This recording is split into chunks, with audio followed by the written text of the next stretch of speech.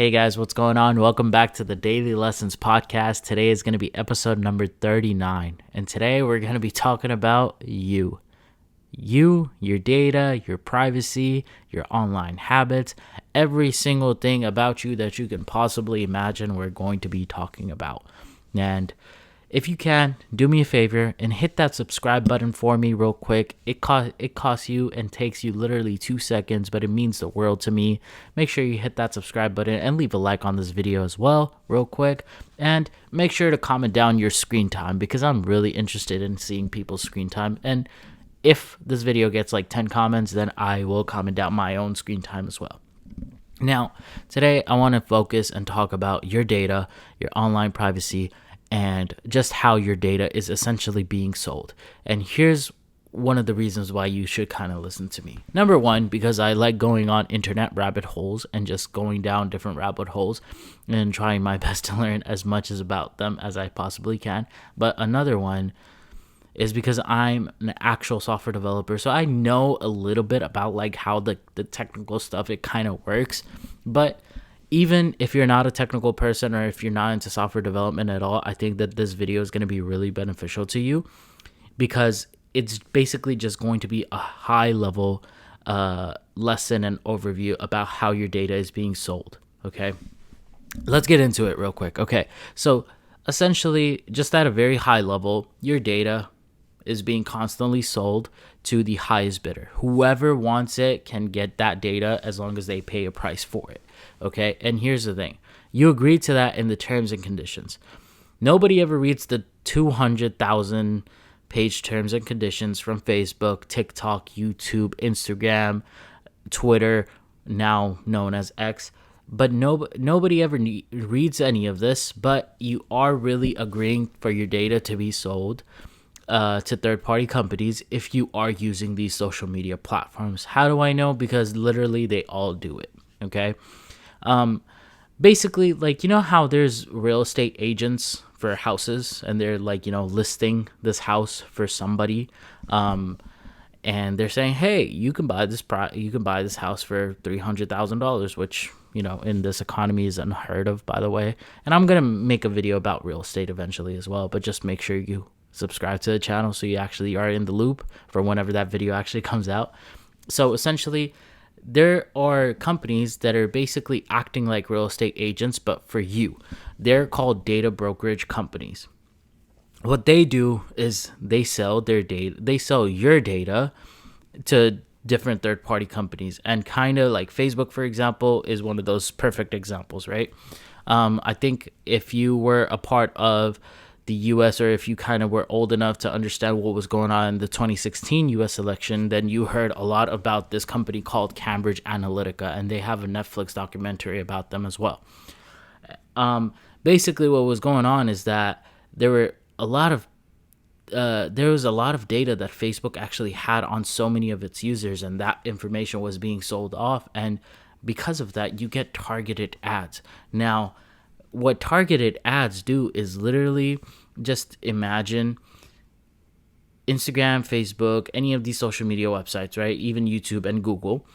They are basically selling real estate on their website to show you, and you in particular. Okay, what do I mean by you in particular? It's because it is specified and it is customized to be right in front of you. My For You page on TikTok, okay, for example, my For You page on TikTok is going to look completely different from somebody who lives in, Europe, in Sweden, for example, right? Or maybe not even in another country, maybe just in a different state, or maybe my next door neighbor. His For You page is going to look different than mine. Why is that? It's because of our interests. It's because of our hobbies. It's because of what we search for. And how do companies know what to show us in the first place? It's because they study us, they research us, they have this information on us. How do they have that information on us, you may ask? It's literally because you agree to it. And also, every single click on any website, every single swipe on any app that you use on your phone is being tracked for their data purposes, and they hold the right to sell that data to third-party companies, which happens all the time. If you've ever, searched up like white t-shirts on Instagram. That information is being logged onto Instagram, and then it eventually somebody on Instagram sees that and says, hey, this person is really into white t-shirts. Okay, cool. If I'm the head of Instagram, or if I'm the person in charge of selling the data on Instagram, I can go to different companies who sell, white t-shirts, and I can tell them like, hey, there's this person, he's this age, he's looking for a white t-shirt to buy. Who wants real estate on Instagram's explore page to show him for the possibility that he is going to buy a t-shirt? And then people start bidding on that. It's eventually just a bidding war that happens for your information. And guess what? You really can't do anything about it because, well, you kind of did agree to the terms and conditions in the first place. But that's how it happens. And they bid on that, and they bid on this information, those third-party companies, just for the hopes and the possibility that you will be a paying customer for them. And here's the thing. Have you ever thought about, you've probably always heard of, why the social media apps, they are incentivized and they promote spending the most amount of time on their apps. Why do you think that is? It's literally because the more time that you spend on their websites or their apps, the more information that they can gather about you and know you as a person, down to your political views, even if you don't post anything political on your profile.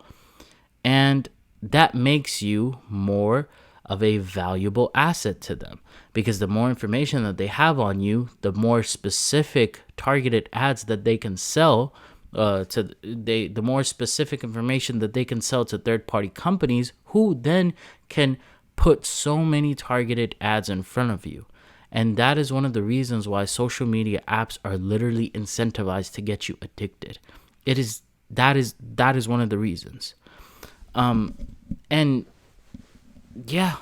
here's the thing. Here's a general rule of life.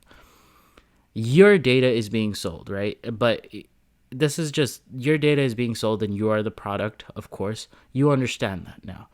But just throughout life, if something is free, then you are the product. I think I heard this on the Joe Rogan podcast once, and I know Joe Rogan's like this controversial figure, but it was just something very enlightening, because think about it.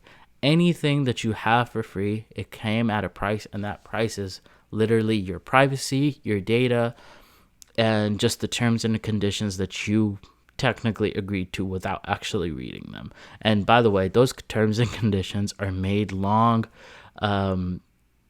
just completely lengthy, using just, insane verbiage in the first place. So the layman can actually get tired and not read into it at all. And so they can go ahead and sell your information.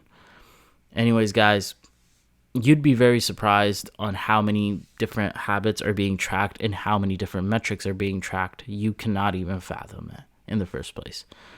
And yeah, there's nothing that you could technically do about it, which is really just the saddest part of it, except for, I guess, pretty much living off the grid.